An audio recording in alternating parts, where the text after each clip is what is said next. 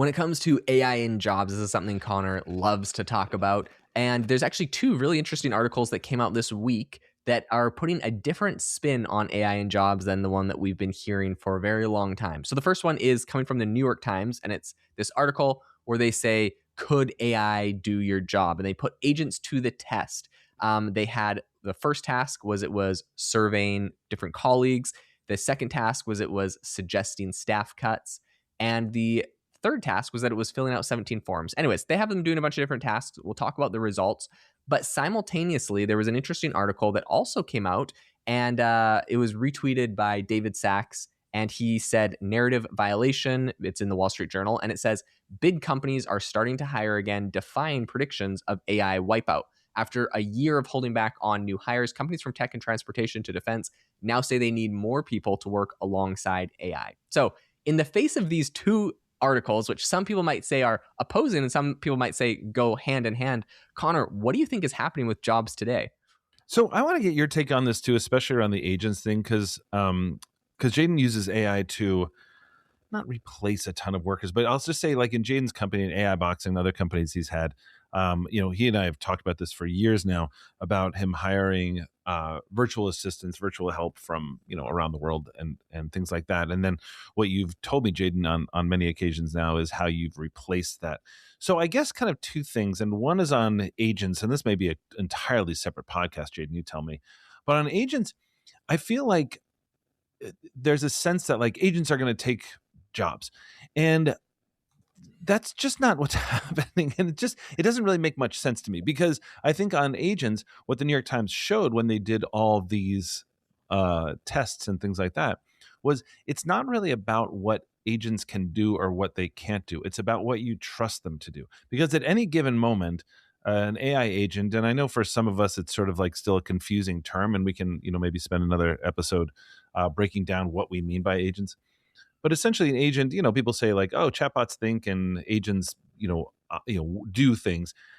I think that's a little too simplistic, because chatbots kind of feel like they're doing something. So, what does it mean that an agent is actually doing something? It's also, does it have to make a decision to become an agent? All that kind of stuff. The point is on this, how they were using agents was these agents had to essentially make decisions. And those decisions were wrong. Now, they were only wrong in like very small ways each time, but it kind of made a huge impact, because, one of the things that they were doing was, well, let's kind of go through and sort of see who we should lay off and who we shouldn't. Obviously, this is all theoretical. Yep. But they went through and they grabbed, folks who are sort of like on like maternity leave, and they're like, well, they haven't showed up to work, and like it's just crazy stuff.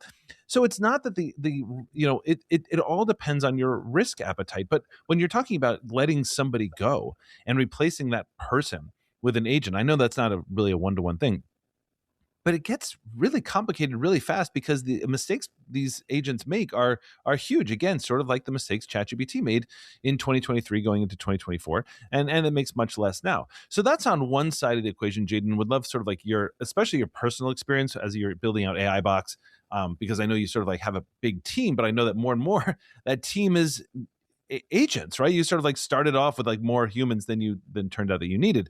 And then this thing on the Wall Street Journal, just real quick, it's like, big companies are starting to hire again, defying that AI wipeout.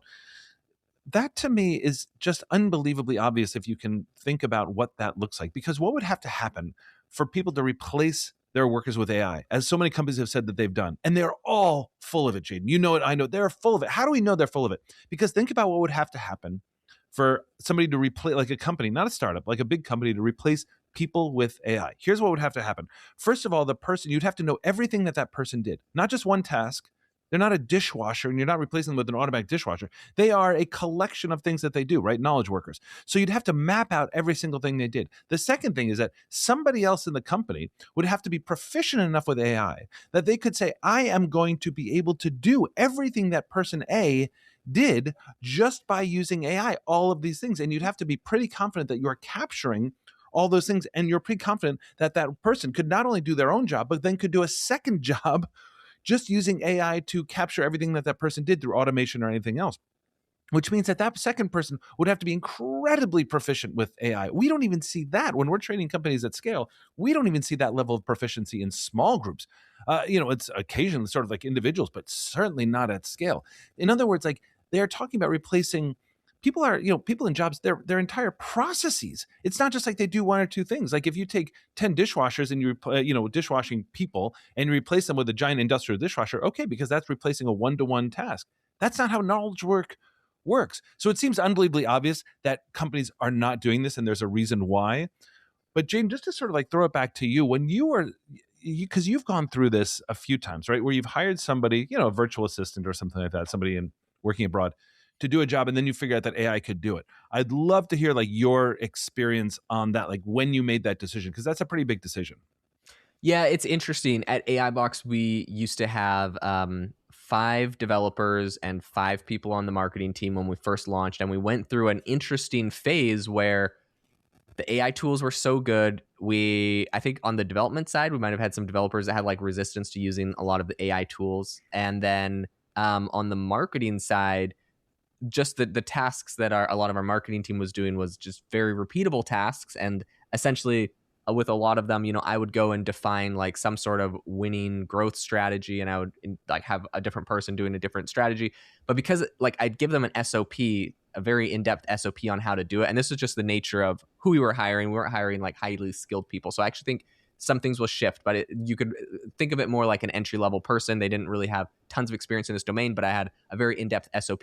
The thing about an in-depth SOP is that is exactly what you give to Claude or ChatGPT to get something done perfectly. So depending on what we were doing, also, like, I'll be 100% honest, we hired a guy, and I think we spent like, they were paying him $10,000 a month to help with some back-end work. And in the first month that we had him working on AI Box, the first 2 weeks, like not a lot happened, and it was like, getting his computer set up with the systems, and AWS is a pain and whatever. And I'm like, okay, it's boot up. Two more weeks go by, and like he hadn't shipped anything deliverable. In his like interview, he said he knew how to do everything that we were working on with our stack, but like 4 weeks in, and he hadn't actually been able to fix any problems or really even work on what we'd done, and hardly pushed any code because he had to figure it out. Now, I don't know. I'm sure there's people listening here that are like mad that like, look, it takes longer to do that for complicated stuff. And like, I don't know. And I'm sorry if this is offensive. We had to let him go after 4 weeks because 4 weeks in, we paid him $1,000 or $10,000. Nothing had shipped. Nothing had happened. It had been a very slow slog. And today with Claude, put on that exact same project and just saying like, have at it. Like our CTO probably had to spend 1 day deeply understanding the issue and what was going on and talking to Claude about it. And Claude is able to go in there and get the job done in 1 day. And like, is it completely time free? Like, oh my gosh, the agent did everything? No, like we had to have a very smart person, our CTO, right? Like who's obviously very busy, had to give up a whole day of his life to do that. But like at the phase that we're at with a startup, him giving up 1 day to get that project done versus spending $10,000 and not getting it done, it was kind of a no-brainer. And at this point with AI Box, we literally have at this point we're just like scaling up how many Claude Max and OpenAI Max subscriptions we have because to max out our subsidized credits.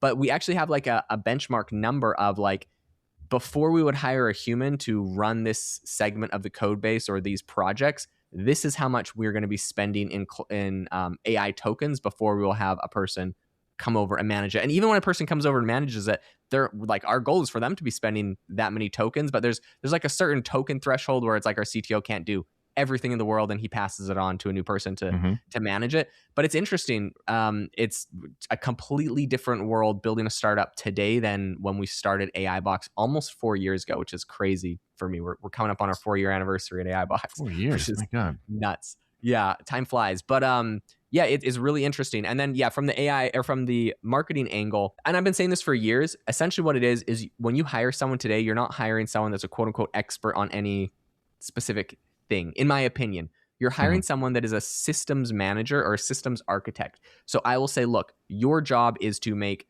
the absolute best newsletter possible, research how we grow it, research how we get new subscribers, research how we make the best content possible, automate everything you can with AI and build a system. And like, I would give someone like that job, like your job overall is to this. And in the past it'd be like, well, we have like, this team helps us with like marketing for, and maybe there's still cross team collaboration stuff where you have like your marketing team doing the Facebook ads for the newsletter or whatever. But like, I really give one person like a designation of like a task. And sometimes it's like cross function where it's like you're in charge of the newsletter, and that might be like the education department of your industry, and also like the research department, and also like this department. So like in the past, you might have had like a person for each of those. Now I'll put one person in charge of like all newsletters at the company. Right. You can go talk to the different levels of people, the different departments.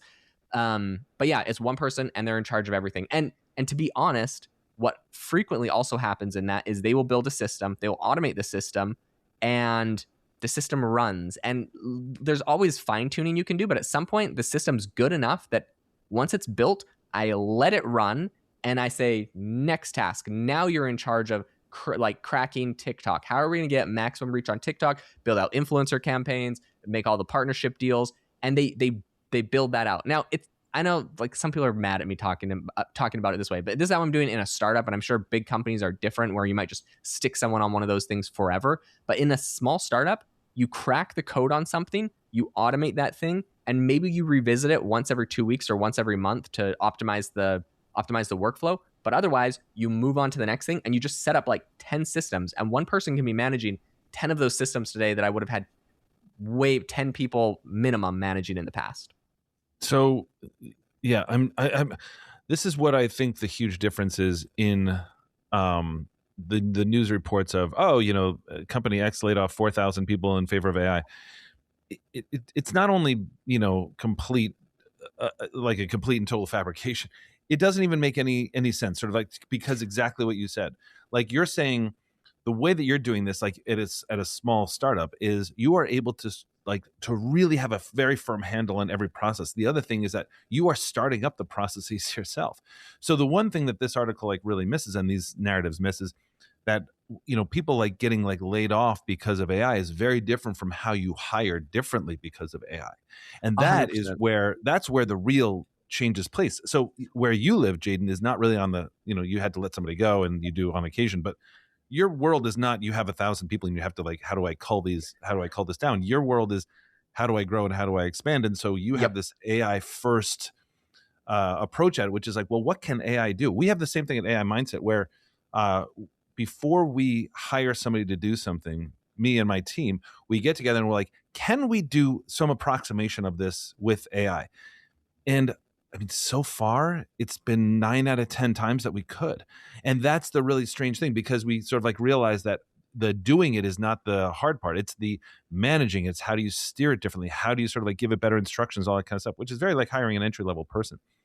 But, gosh, yeah, go on. So this is why, I know we got to wrap up for time, but my last point I wanted to make on here is there was a recent article that came out. Monday.com is the latest tech company to blame AI for layoffs. Here are 20 others. Is out of TechCrunch, and it's, Monday.com's laying off 20% of their workforce, I think like 600 employees or something. This is the thing that I wanted to bring up, though. I think there's obviously kind of a weird shakeup phase. I think we've actually went through a lot of it with big enterprise, where it's like AI can do this, fire people. Honestly, laying off people because of AI is a cost-cutting method frequently found with startups or companies that aren't growing as fast as they want. They want to financially look stronger, but it doesn't mean, like, what you should be doing is, if you're laying off 600 people, those 600 people could all be 10 times more efficient, and your company should be able to grow 10 times bigger. So the last thing that I'll say on my point, because I talked about like one person could do what 10 people did. This is the big important thing I forgot to say, is with my first startup, which was Self-Pause, as an app I scaled to 150,000 users. There was a limited amount of marketing channels and tasks that we could do. Today with AI Box, we're doing everything I ever did with Self-Pause plus probably 10x that. And so like the thing is, like, not only is it like a person can do more, but because you can do more, the ROI on doing more is like so much higher. You might as well hire people to come in and run that. You might as well expand the team. I don't think you should be laying off 600 people. I think you should be expanding your team 20%, training the people in there to use those tools, and your company will experience hyper growth. Like, we're in a hyper growth phase. Look at the growth of Anthropic. Look at the growth of OpenAI. Look at the growth of, I know it's like, oh, those are the big hyperscaler AI models. Look at the growth of a massive amount of startups right now exploding. Those startups aren't in a vacuum. They're eating the lunch of larger incumbents that are refusing to adapt. If those large incumbents basically treat their departments like startups, like a small incubator, and give a latitude to the employees inside of those departments to really take AI and run with it, like the growth that all of these small startups are seeing is going to be inside of all the departments. So I'm saying this to say there is proof that there is massive room for expansion and growth in all of these companies. Don't lay off 20% of your workforce, expand it by 20% and get everyone doing 10x more work. So that's my final resting case on all of this. Guys, thank you so much for tuning into the podcast today. We really honestly appreciate it so much. By the way, if you haven't already looked at Conor's AI mindset, I was just scrolling through your website the other day, Conor, and I was blown away every time I hear about this. I know we've talked about it in the past, but Conor literally did a case study with Microsoft where they gave his AI mindset training to employees at, I believe, The Gap or one of these other big Fortune 100 firms, Fortune 500 firms. And they literally did a training where they said before using his course and after using his course, what was the quality of the output? And guys, the certified research done by Microsoft said that the AI mindset training course absolutely exploded what these people were able to do. So if you or your organization is looking for ways to upskill and upscale using AI tools and using more training, I would 100% recommend this as the best way to do it. There's a link in the description if you want to check out Conor's AI mindset training. It is incredible, certified by studies and Microsoft and thousands of the top companies in America. So thank you so much for tuning in, guys. We'll catch you all in the next episode.